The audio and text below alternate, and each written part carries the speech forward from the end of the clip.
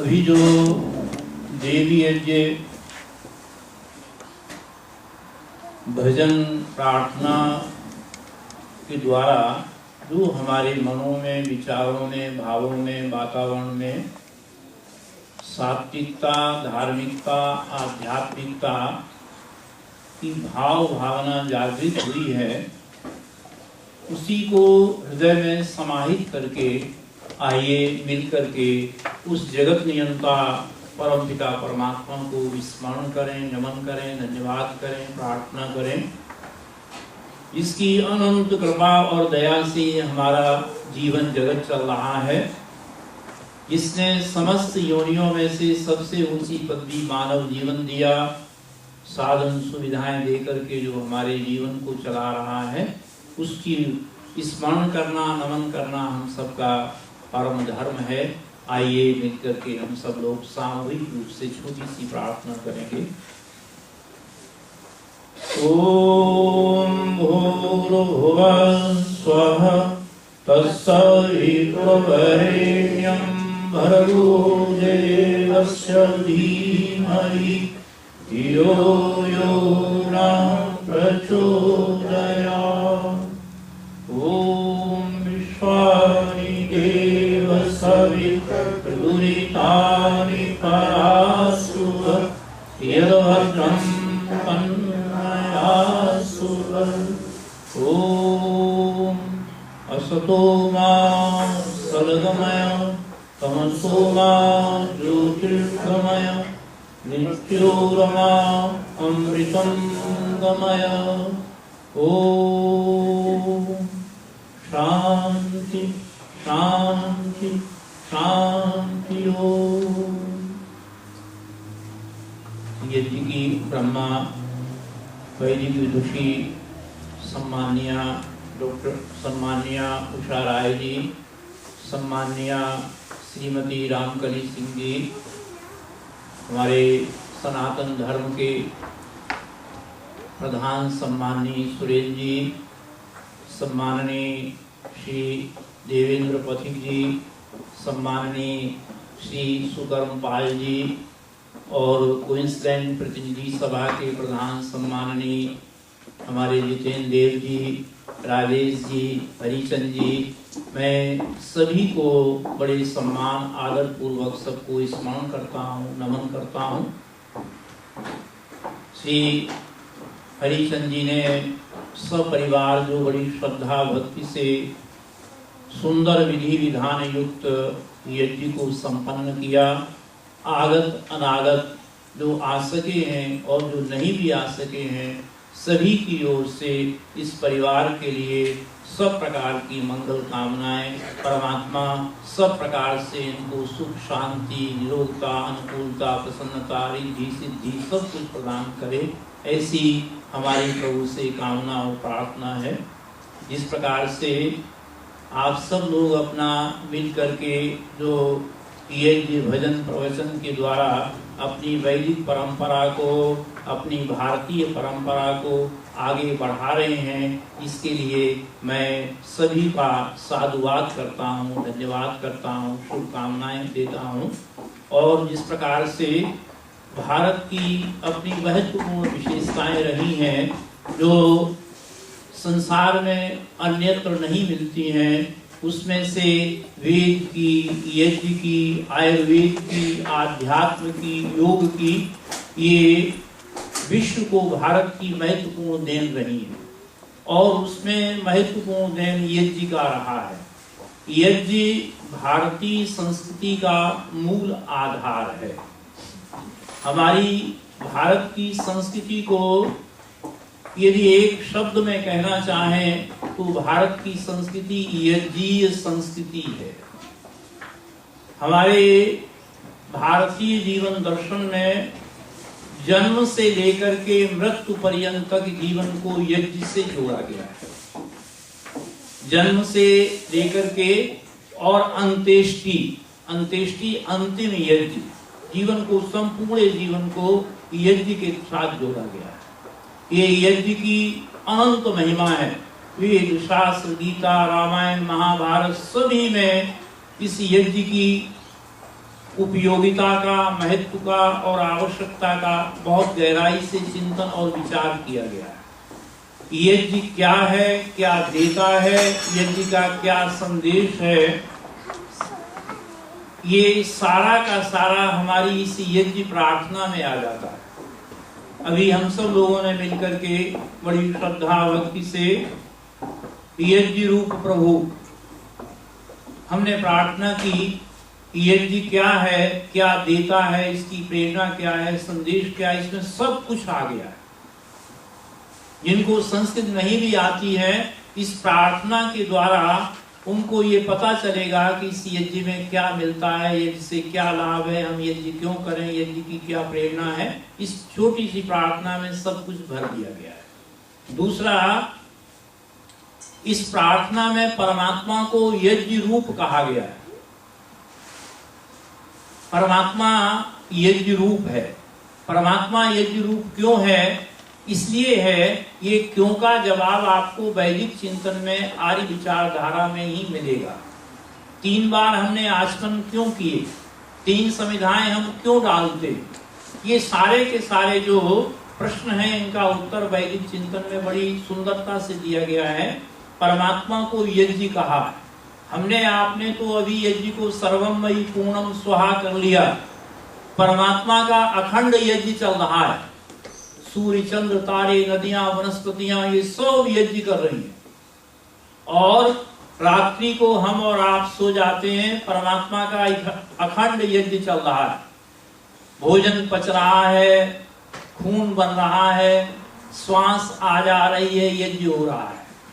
तो कहा कि ये परमात्मा का अखंड यज्ञ है।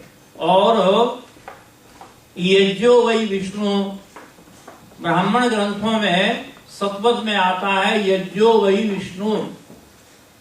परमात्मा का नाम विष्णु है, इस यज्ञ का नाम भी विष्णु है। परमात्मा का नाम विष्णु इसलिए विष्णुरी व्याप्तो। परमात्मा को विष्णु इसलिए कहा जाता है कि परमात्मा सब जगह व्यापक है। कहीं जहां जाइए वहां पाइए। जिस प्रकार से जो राजा होता है वो रहता तो एक जगह केंद्र में है, किंतु उसका शासन सब जगह चलता है। इसीलिए परमात्मा विश्वपति है। जहां जल में, थल में, नभ में, जहां भी जाइए परमात्मा की रचना, लीला, नियम, व्यवस्था, अनुशासन काम कर रहे हैं। तो कहा कि परमात्मा को यज्ञ को विष्णु कहा है कि सब जगह यज्ञ हो रहा है। सूर्य का नाम भी विष्णु है। इसलिए है कि हम प्रयोग करते हैं कि सूर्य अस्त हो गया। सूर्य कभी अस्त नहीं होता है। हम प्रयोग करते हैं कि अमुक स्टेशन हमारा आ गया है। वास्तव में स्टेशन तो वही है, हम वहां पहुंचते हैं। हम प्रयोग करते हैं कि हम 60 साल के, 65 साल के हो गए हैं। सच्चाई तो ये है कि जीवन का 1 साल और घट गया है, कम हो गया है। तो सूर्य को भी विष्णु कहा जाता है क्योंकि सब जगह व्यापक है। तो इसको यज्ञ को हमारे यहाँ विष्णु कहा गया। और इस यज्ञ की अनंत महिमा है। यजुर्वेद में आता है अयम यज्ञो भुवनस्य नाभि। ये यज्ञ हमारी नाभि है। जैसे समस्त पेट की नस नाड़ियां आकर के नाभि पर रुकती हैं। अगर नाभि खराब हो जाए तो पेट में कई तरह के दर्द भी होते हैं, पीड़ा भी होती है, अपच भी हो जाती है, मंदाग्नि आ जाती है।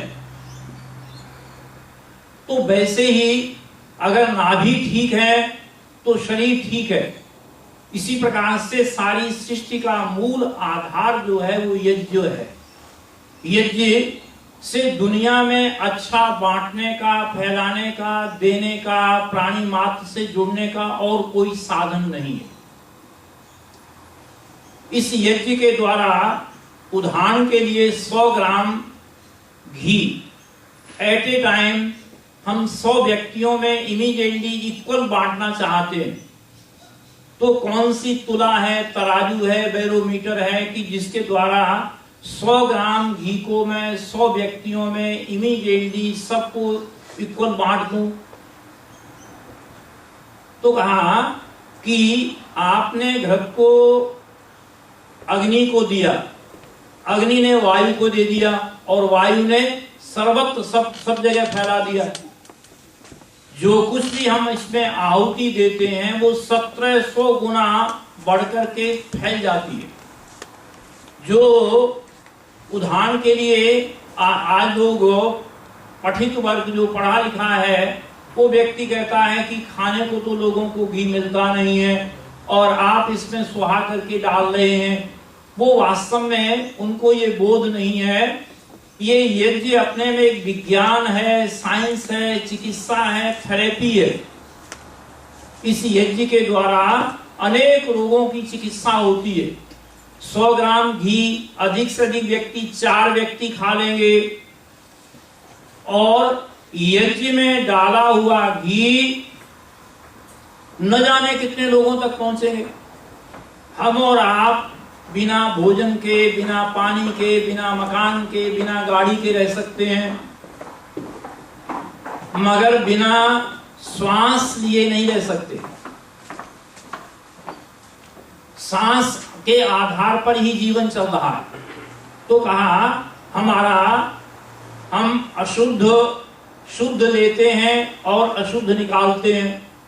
तो यज्ञ के द्वारा क्या होता है, अशुद्ध वायु को शुद्ध करके हम संसार में बांटते हैं। दुनिया में कोई ऐसा देवी देवता नहीं है जो लेकर के इमीडिएटली रिटर्न कर दे। कोई संसार में ऐसा देवी देवता बताओ जो ले और इमीडिएटली कई 100 गुना रिटर्न कर दे। हमने यज्ञ को दिया, अग्नि को दिया, अग्नि ने कई 100 गुना इमीडिएटली रिटर्न कर दिया। यदि यज्ञ में एक लाल मिर्च डाल दी जाए तो सब लोग परेशान हो जाएंगे। एक लाल मिर्च डालने के बाद सब लोग परेशान हो जाएंगे और जहां यज्ञ होता है वहां सुगंध उठती है। तो कहा कि ये यज्ञ जो है वो वास्तव में सोपान कहा गया। ये जो स्वर्गस्य सोपानम, ये हमें स्वर्ग तक पहुंचाता है। अग्निमुखे खादन्ति देवा, जो देवता लोग हैं वो अपना हवि को किसके द्वारा लेते हैं, अग्नि के द्वारा। अग्नि सब जगह बांट देती है, फैला देती है। मंत्र आता है उत्तिष्ठ ब्रह्मणस्पते देवान यज्ञेन बोधय। ओ मानव, ओ मेरी आत्मा तू जाग। इस यज्ञ के द्वारा जो देवता रूठ गए हैं उनको मना ले। वे क्या है, उत्तिष्ठ ब्रह्मणस्पते देवान यज्ञेन बोधय। एक जड़ देवता, एक चेतन देवता। अभी चर्चा चल रही थी देव की बड़ी सिंपल सी डेफिनेशन है। जो देता है वो देवता है। सूर्य देवता, जल देवता, पृथ्वी देवता, चंद्र देवता, गुरु देवता, विद्वान देवता, माता पिता देवता। जो देता है वो देवता है। और मनुष्य को प्रेरणा क्या दी गई, वेद कहता है देहि में ददामि ते।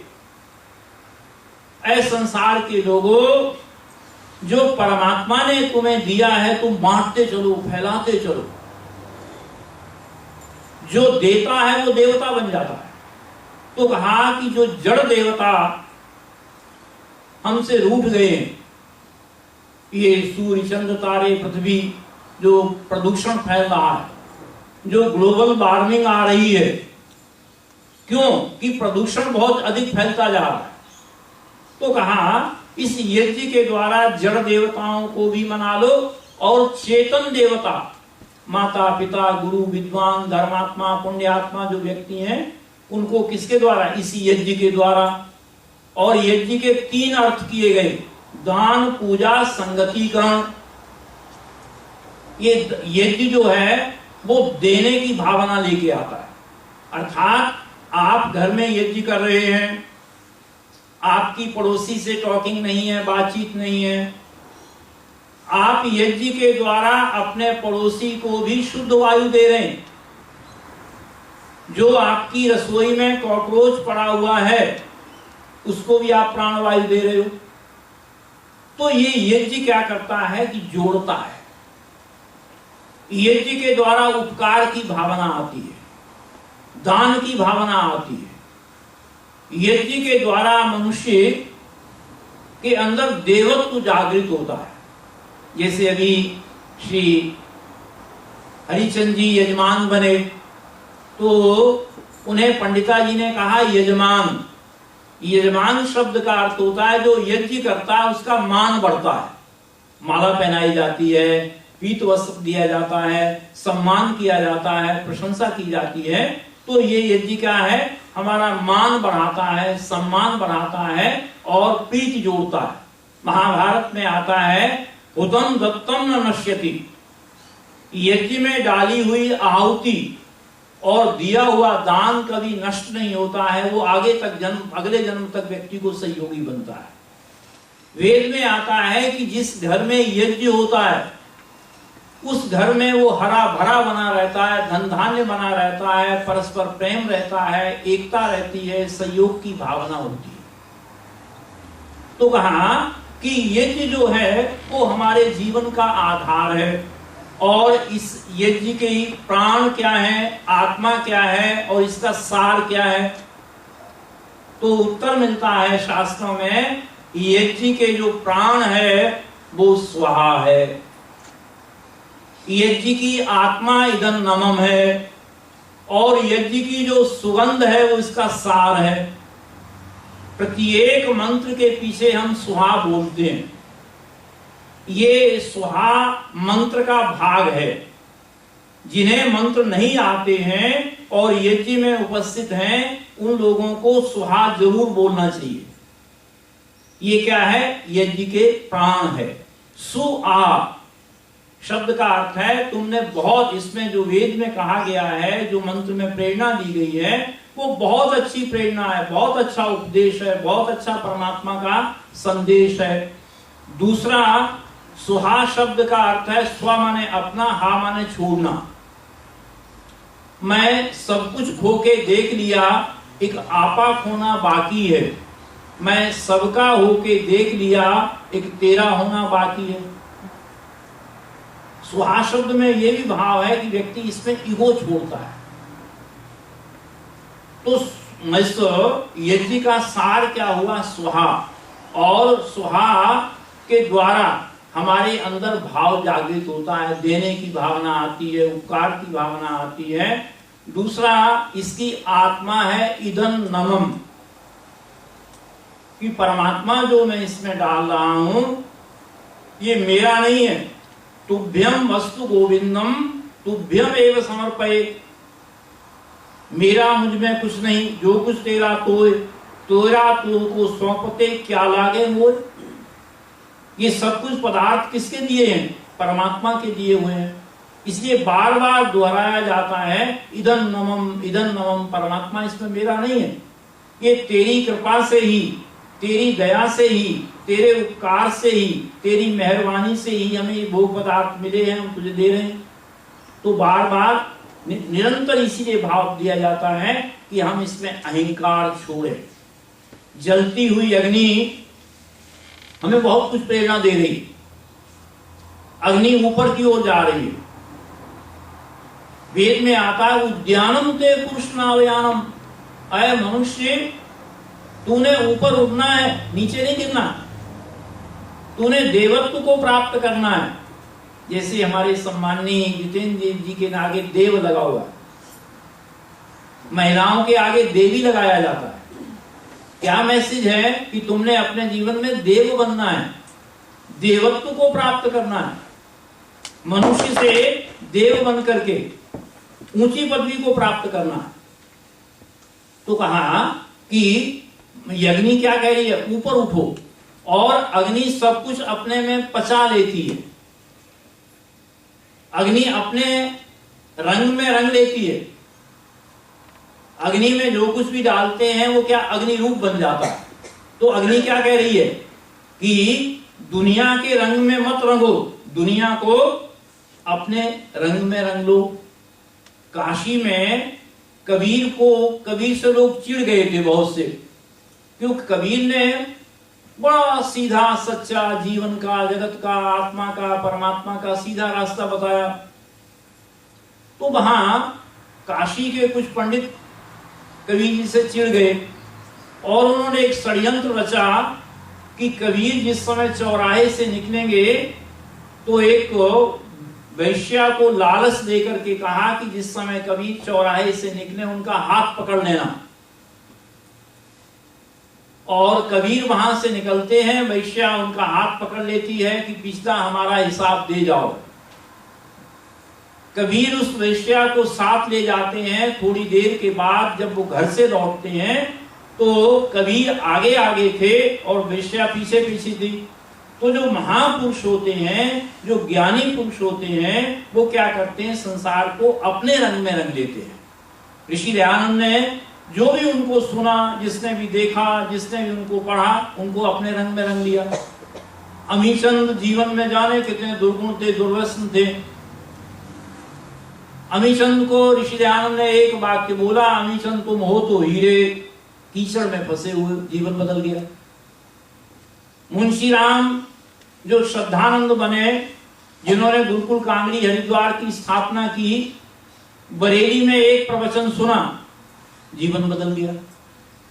तो महापुरुष के अंदर इतनी शक्ति होती है, इतना चमत्कार होता है, मिरेकल होता है कि वो उनको अपने अंदर दूसरों को प्रेरित करते हैं, बदल देते हैं। तो अग्नि हमें क्या प्रेरणा दे रही है कि जो कुछ तुम अपने रंग में रंग लो, नहीं तो आम आदमी दुनिया के पीछे चल पड़ता है। वो एक भजन बोला जाता है, मेरे प्रभु मुझको देना सहारा, छूट जाए न दामन तुम्हारा, तेरे रास्ते से हटाती है दुनिया, इशारों से बुलाती है दुनिया। तो जो वास्तव में ज्ञानी समझदार व्यक्ति होता है, वो दुनिया के रंग में नहीं रंगता है, दुनिया को अपने रंग में रंग लेता है। तो अग्नि हमें क्या प्रेरणा दे रही है कि जो कुछ भी तुम लो उसको आत्मसात कर लो, पचा लो। और अग्नि अपने पास कुछ नहीं रखती है। अग्नि हमें क्या प्रेरणा दे रही है, अपने पास नहीं, जो कुछ है उसको बांट देती है, फैला देती है। कुछ लोग कहते हैं कि ये जी नहीं कर सकते हैं, नहीं तो चलो अगरबत्ती जला लें और धूप बत्ती जला लें, दीपक जला लें। मगर ये जी का साइंटिफिक युक्ति तर्क प्रमाण ये है कि अगरबत्ती धूप बत्ती आपने अलमारी में रखी, वो सुगंध तो फैलाएगी मगर दुर्गंध को नहीं हटाएगी। अग्नि में दो गुण होते हैं, दुर्गंध को हटाती है और सुगंध को फैलाती है। तो कहा कि अग्नि सुगंध को फैलाती है। और ऋषि दयानंद ने कहा कि जो हमारे गृहस्थियों के घर हैं वो भोग भूमियां कहलाती हैं। हमारे घरों में निरंतर चर्चा किसकी होती है, खाने की, पीने की, धन की, पैसे की, कोठी की, गाड़ी की, सिनेमा की। दिन रात वाइब्रेशंस किसकी निकलती हैं, सांसारिकता की, भौतिकता की। तो ऋषि दयानंद ने कहा कि जिस घर में यज्ञ होता है और उस यज्ञ के द्वारा जो घर में दूषित वातावरण है, दूषित जो विचार फैले हुए हैं, जो आपस में मनमुटाव है, आपस में बैर विरोध है, वो यज्ञ में जो मंत्र बोले जाते हैं, उन मंत्रों की पवित्र वाइब्रेशन से, ध्वनियों से, तरंगों से जो घर में दूषित वायु है, दूषित विचारधारा है, दूषित जो संस्कार पड़े हुए हैं, उनको शुद्ध कर देती है, उनको साफ कर देती है और वहां पर अच्छे विचारों को फैला देती है। कुछ लोग ये भी कह सकते हैं अगर यज्ञ करना है तो मंत्र बोलने की क्या जरूरत है, दिया सलाई जलाओ, माचिस जलाओ, अग्नि को जला लो।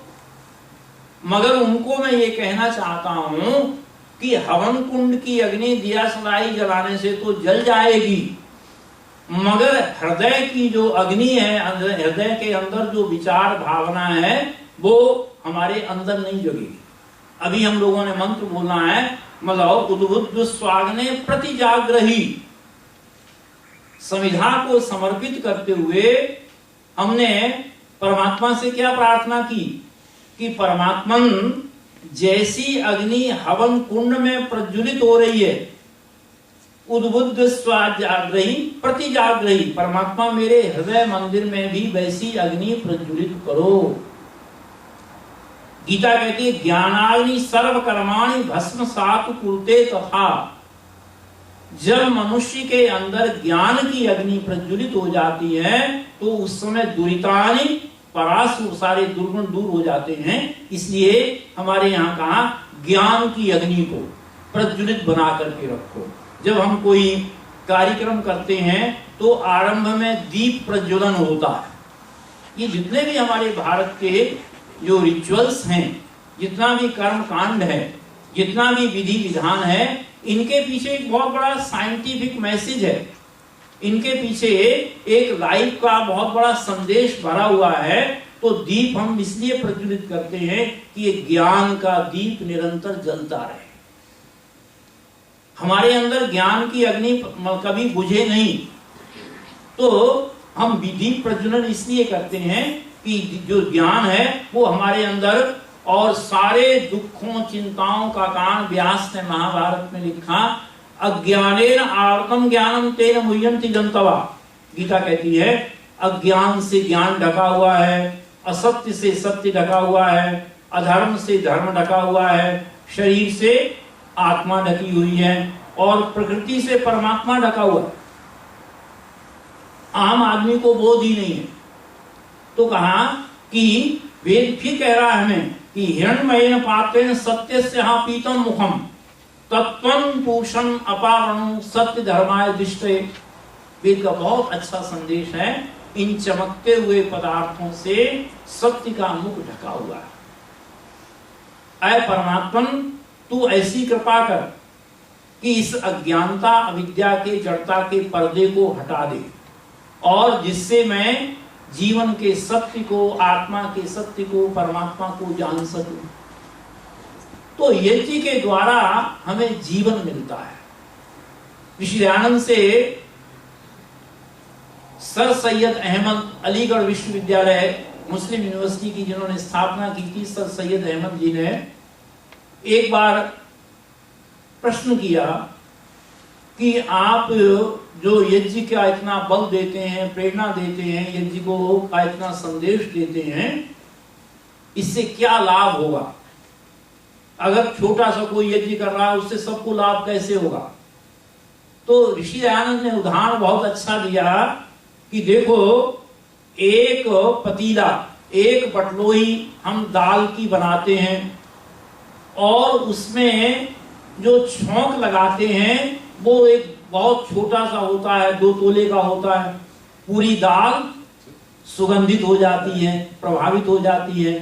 तो ऋषि दयानंद ने कहा कि ये यज्ञ के द्वारा व्यक्ति वातावरण बदलता है, विचार बदलता है, शुद्धि होती है और हमारे जीवन में अंतर आत्मा में ज्ञान की अग्नि प्रज्वलित होती है। इसका एक आध्यात्मिक पक्ष भी है। और वो आध्यात्मिक पक्ष क्या है कि जिस प्रकार से यज्ञ करने के लिए क्या चाहिए? यज्ञ वेदी चाहिए। यज्ञ वेदी कैसी होनी चाहिए? साफ, स्वच्छ, निर्मल होनी चाहिए। परमात्मा को 2 चीजें बहुत प्रिय हैं, सफाई और सच्चाई। जिसने सफाई को जान लिया उसने खुदाई को जान लिया। जितना व्यक्ति साफ होगा, स्वच्छ होगा, निर्मल होगा, पवित्र होगा, तुलसीदास जी ने कहा है ना, निर्मल मन सोही जन मोहि पावा, सब छिद्र मोहि सपने नहीं भावा। जितना व्यक्ति निर्मल होगा, पवित्र होगा, सात्विक होगा, धार्मिक होगा, उतना ही वह अपने और परमात्मा के नजदीक होगा। तो धार्मिक यज्ञ के लिए कहा कि एक वेदी होनी चाहिए। और वो वेदी कौन सी? हृदय रूपी वेदी। हम आध्यात्मिक यज्ञ कौन सा करें? हृदय रूपी वेदी। और हृदय रूपी वेदी में अग्नि कौन सी प्रज्वलित करें? ज्ञान की अग्नि को। घी इसमें कौन सा डालें? श्रद्धा रूपी घी। श्रद्धावान लभते ज्ञानम, श्रद्धया समिध्यते, श्रद्धया हुयते हवि। श्रद्धा से अग्नि बढ़ती है। घी को जितना डालते जाएंगे उतना ही अग्नि प्रज्वलित होती जाती है।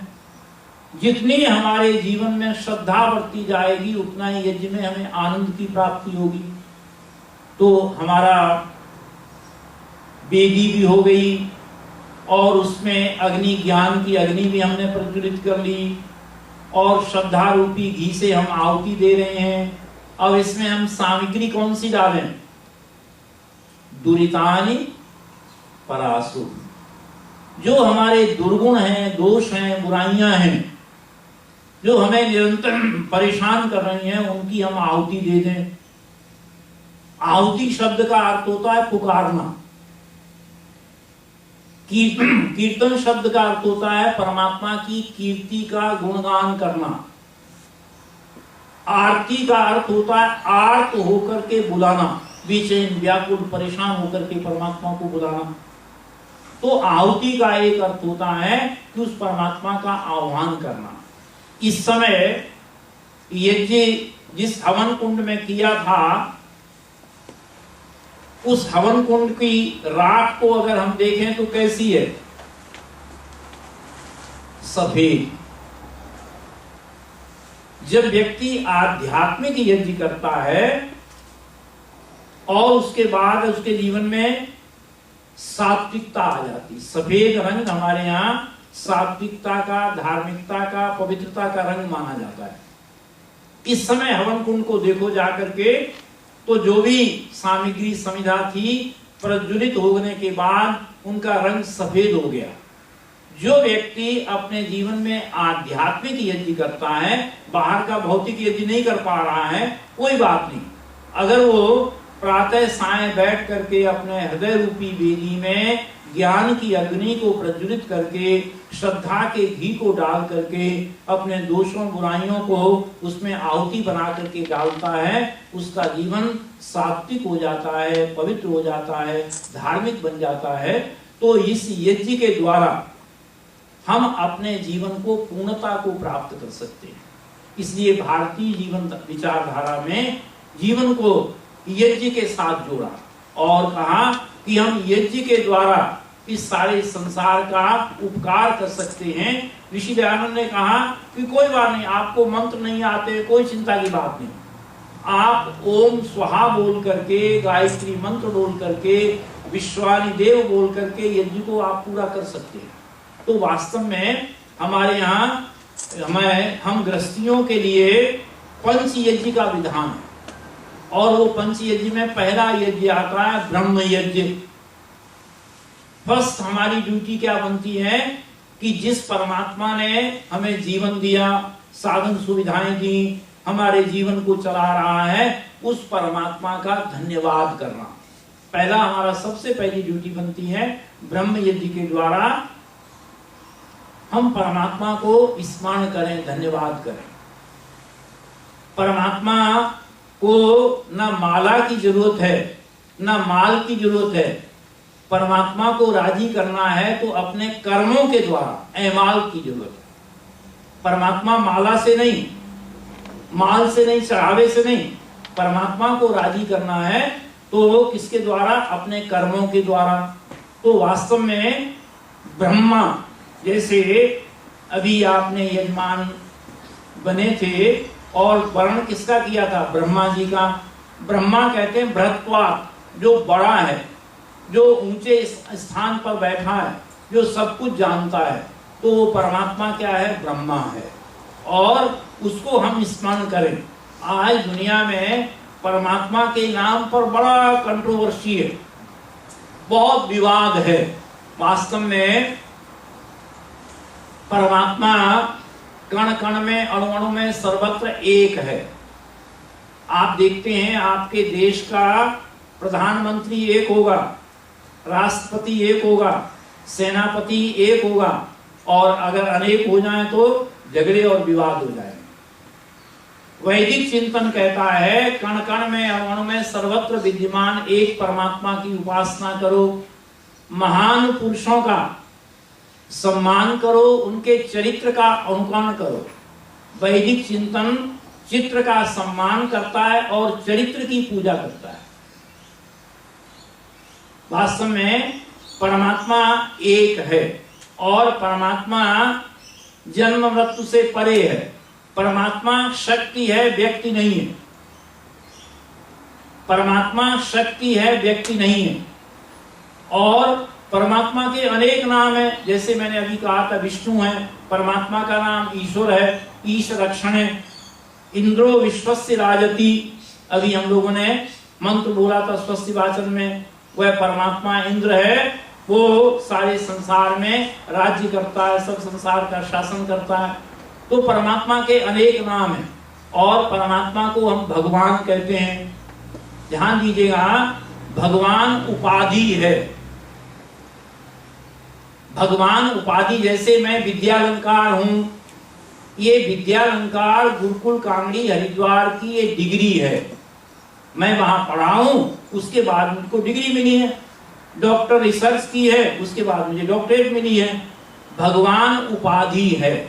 और हम प्रातः काल के जो मंत्र बोलते हैं, प्रातः अग्नि प्रातः इंद्रम हवामहे, और उसमें एक मंत्र में भाग आता है भग एव भगवान अस्तु। जिसके पास भग है उसको भगवान कहते हैं। जिसके पास विद्या होती है उसको विद्वान कहते हैं। जिसके पास धन होता है उसको धनवान कहते हैं। और जिसके पास भग, भग शब्द के 6 अर्थ बताए गए हैं। ज्ञान है, वैराग्य है, विवेक है, यश है, कीर्ति है, वो भग है, भगवान है। तो भगवान शब्द एक सम्मान है।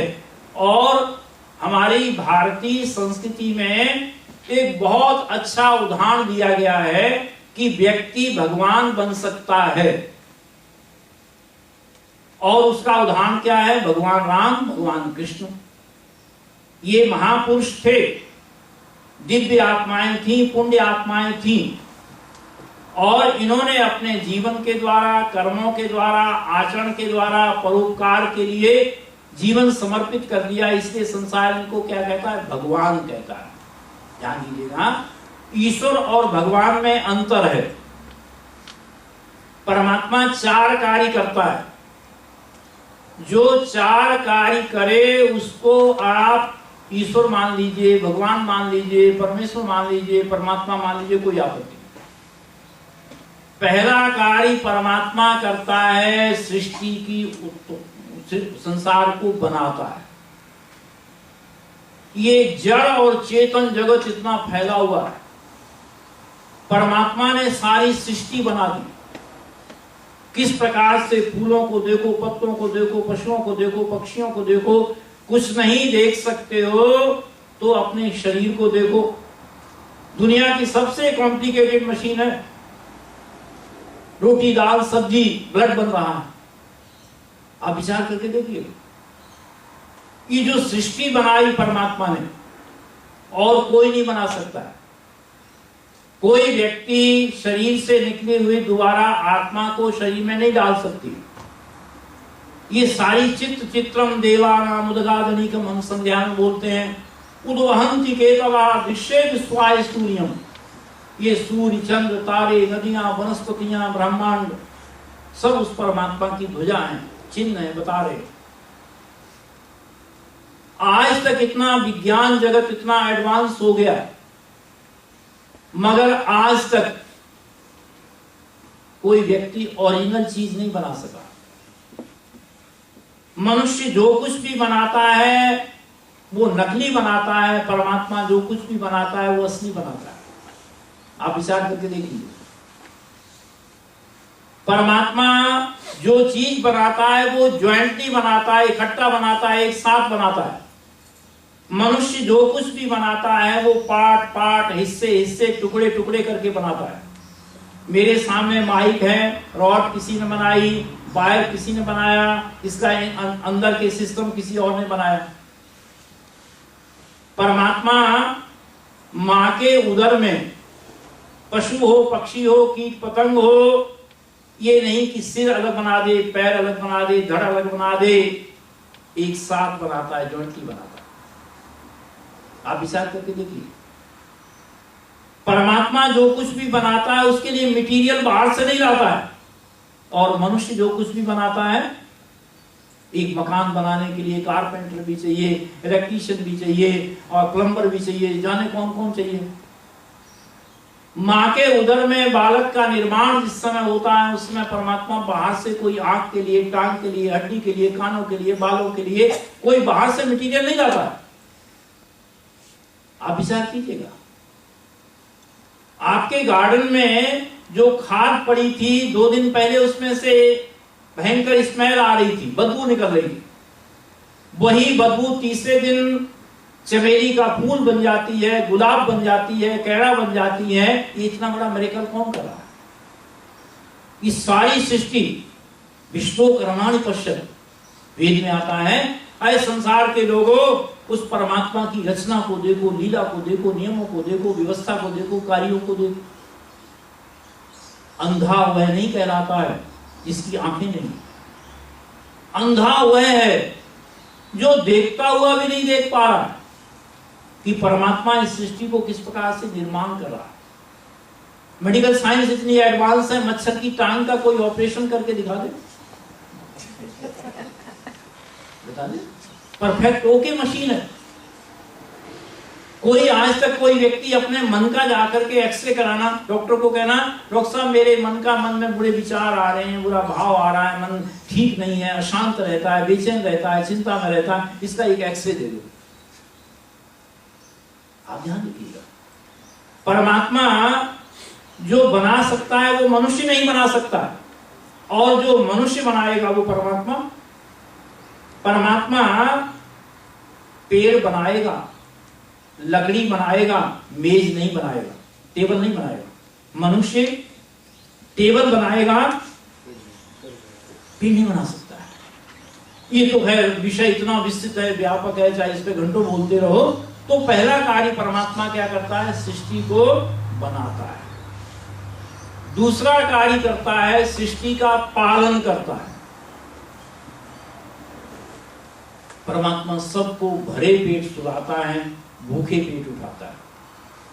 जितने भी जीव जंतु संसार में दिखाई दे रहे हैं, अगर वो सवेरे जिंदा हैं तो इसका मतलब है रात को कहीं ना कहीं भोजन मिला होगा। सबको दे रहा है, देने वाला कोई और है, देता दिन रैन, सबको दे रहा है। संसार के सब धनवान पैसे वाले इकट्ठे होकर के ये घोषणा करें कि जल में, थल में, नभ में जितने जीव जंतु हैं उनको एक बार खाना खिला देंगे। जल में, थल में, नभ में जितने जीव जंतु हैं उनको एक बार लंगर करा देंगे, करा पाएंगे? परमात्मा सबको दे रहा है, मनुष्य ऐसा नहीं कर सकता। और एक संत पति पत्नी साधना में रहते थे, जंगल में जो प्राप्त हो जाता था खा लेते थे, अपने परमात्मा प्रभु भक्ति में, भजन में, चिंतन में रहते थे। सर्दी की रात थी, पत्नी ने भोजन बनाया, एक रोटी बच गई। संत कहते हैं हमारा पेट भर गया है, जाओ किसी को दे दो। पत्नी ने कहा इतनी आधी रात हो गई, अब कौन भूखा होगा, किसको जाना है, चुपचाप सो जाओ।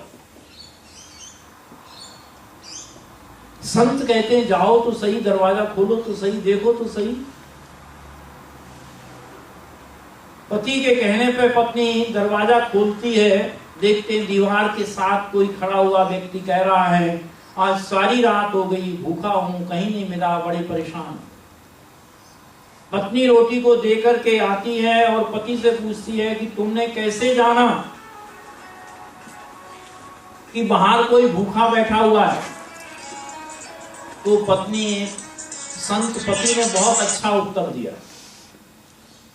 कहने लगे जो हमारे अंदर बैठा हुआ परमात्मा जो हमें कह रहा है कि जा दे आ, लेने वाले के अंदर बैठा हुआ परमात्मा कह रहा है वहां चला जा, वहां से तुझको मिल जाएगा। इसको हमारे यहाँ धियो योना प्रचोदयात् कहा जाता है। परमात्मा हमारी बुद्धियों को प्रेरित करता है, परमात्मा हमें संभालता है। इसलिए वास्तव में परमात्मा इस सृष्टि का पालन कर रहा है, इसलिए उसका नाम विष्णु है, सबका पालन पोषण कर रहा है। तीसरा कार्य करता है परमात्मा, सृष्टि का संहार करता है। पलों में कहीं से कहीं पहुंचा देता है, सुनामी है, आंधी है, तूफान है। 1-2 साल पहले भयंकर ब्रिस्बेन में बाढ़ आई थी, आदमी सोच भी नहीं सकता। पलों में व्यक्ति कहीं से कहीं पहुंचा देता है। तो तीसरा कार्य परमात्मा सृष्टि का संहार भी करता है। इसलिए कहा कि परमात्मा की मार में आवाज नहीं होती है, डरो, वो बड़ा बलवान है, बड़ा शक्तिशाली है। चौथा कार्य करता है परमात्मा, जो जीव जैसा कर्म करता है उसको वैसा फल दे देता है। संसार कर्म की खेती, जो जैसा बोए सो तैसा काटे। कर्मण्येव अधिकारस्ते मा फलेषु कदाचन, गीता स्पष्ट कह रही है, मनुष्य को कर्म करने का अधिकार है, मगर फल उसके हाथ में नहीं है। विद्यार्थी एग्जाम में टीचर को बेवकूफ लिख सकता है, कुछ भी वो लिख दे, स्वतंत्र है, मगर जब उसको नंबर मिलेंगे तो पराधीन है। तो कहा कि जो जीव जैसा कर्म करता है, आपके मोबाइल में एक चिप पड़ी हुई है जिसमें सारी मेमोरी भरी हुई है। ये जो हमारा अंतःकरण है, जैसा व्यक्ति जो भी कर्म करता है वो सब अंतःकरण में जा रहा है। तो कहा कि इस संसार में जो जैसा कर्म करता है उसको परमात्मा वैसा फल देता है। 2 फूल खिले, किस्मत जुदा जुदा, एक नौसे के सिर पे एक कब्र पर चढ़ा। एक डाल पर 2 फूल खिलते हैं, एक तो हार में सजाया जाता है, जयमाला में सजाया जाता है, और दूसरा वही फूल अर्थी पर चढ़ा दिया जाता है। जो व्यक्ति जैसा, ये संसार में वैविध्य, नानात्व, अनेकत्व, ये जो संसार में दिखाई दे रहा है, इसका कारण क्या है कि इसका सीधा सा स्पष्ट कारण है कि जीव अपने कर्मानुसार भोग में आ रहा है। हम संसार में अकेले आते हैं और अकेले ही जाते हैं, अपने कर्मानुसार आए हैं और कर्मानुसार ही जाएंगे। जो हम जैसे कर्म, पिछले कर्मों के आधार पर यह जन्म प्राप्त हुआ, इस जन्म के कर्मों के आधार पर अगला जन्म प्राप्त होगा। इस जन्म में ही अगले जन्म की एडवांस बुकिंग मानी जाती है। तो 4 कार्य परमात्मा करता है। पहला सृष्टि को बनाता है, दूसरा पालन करता है, तीसरा संहार करता है, और चौथा जो जीव जैसा कर्म करता है वैसा फल दे देता है। ये 4 कार्य जो भी करे उसको परमात्मा मान लो, कोई दिक्कत नहीं, कोई परेशानी नहीं। आप विचार कीजिएगा, बड़ा साफ सी बात है। ये जितने भी महान पुरुष हुए, भगवान राम सीता अपहरण पर, हे खग हे मृग हे मधुकर सेनी, तुम देखी सीता मृग नैनी, वृक्षों से अपने उनसे पूछ रहे हैं, पशु पक्षियों से पूछ रहे हैं।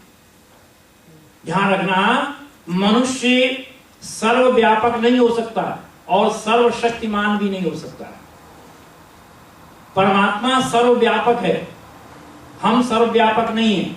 इस समय हमारे आपके घरों में, ड्राइंग रूम में कौन है, क्या हो रहा है, किचन में क्या हो रहा है, हमें आपको मालूम है। इस दीवार के पीछे क्या हो रहा है, हमें आपको नहीं मालूम। जीव आत्मा सर्वशक्तिमान नहीं है।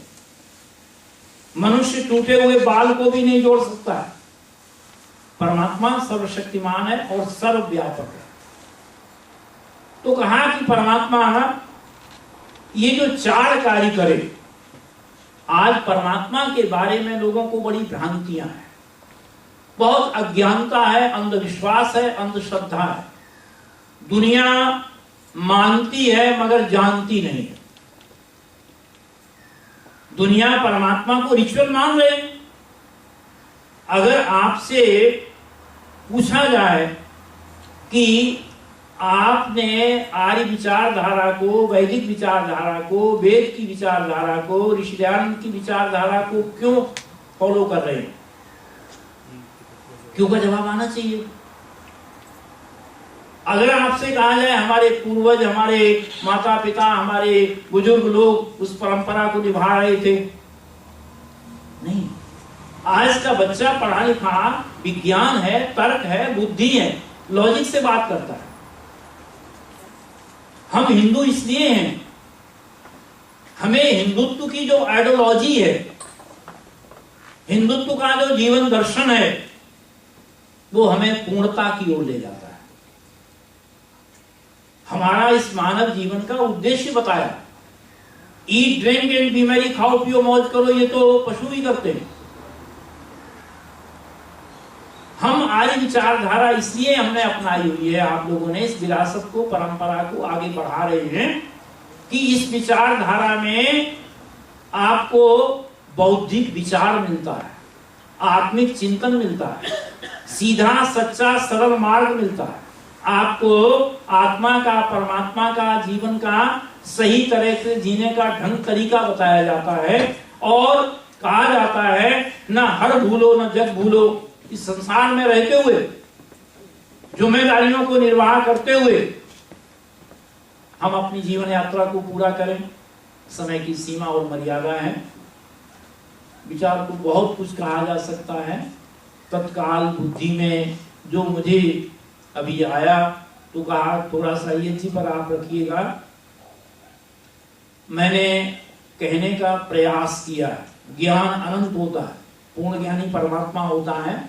कोशिश की है कि वास्तव में जो यज्ञ है वो एक बहुत बड़ा विज्ञान है, साइंस है, चिकित्सा है, थेरेपी है और जीवन को संभालता है, सुख शांति प्रसन्नता निरोगता देता है, वातावरण की शुद्धि करता है, मन बुद्धि विचारों को शुद्धता और पवित्रता लाता है। दूसरा, परमात्मा व्यक्ति नहीं शक्ति है। परमात्मा के अनेक नाम हैं। गुण कर्म स्वभाव के आधार पर भगवान शब्द जो है वो सम्मान अर्थ है, पूजा अर्थ है कि जिस प्रकार से भगवान राम और भगवान कृष्ण महापुरुष बन गए, भगवान की उपाधि को उन्होंने प्राप्त किया, ऐसे ही मनुष्य अपने कर्मों के द्वारा, आचरण के द्वारा, जीवन के द्वारा, परोपकार के लिए, सेवा के लिए अगर अपने जीवन को आगे बढ़ाता है, आगे ले जाता है तो वो भी भगवान बन सकता है। इन्हीं शब्दों के साथ सबके लिए मंगल कामनाएं, सबके लिए शुभकामनाएं। ये परंपराएं, ये विचारधारा और आगे बढ़ाते रहो। आज इसकी बहुत बड़ी जरूरत है। आप लोगों ने जिस प्रकार से अपने पूर्वजों की इस परंपरा को, वेद की ज्योति जलती रहे, यज्ञ की ज्योति जलती रहे, वेद और ऋषि दयानंद का विचारधारा को आगे बढ़ा रहे हैं। आज की पीढ़ी को, आज की युवा पीढ़ी को इन विचारों की, संस्कारों की, संगति की बहुत बड़ी आवश्यकता है। जीवन जगत को अगर हम सही दिशा में ले जाना चाहते हैं तो हमें वैदिक विचारधारा जीवन को बढ़िया तरह से जीने का, रहने का, इस लोक का भी चिंतन देती है और परमार्थ के चिंतन का भी देती है। इन्हीं शब्दों के साथ सबका धन्यवाद। ओम शांति।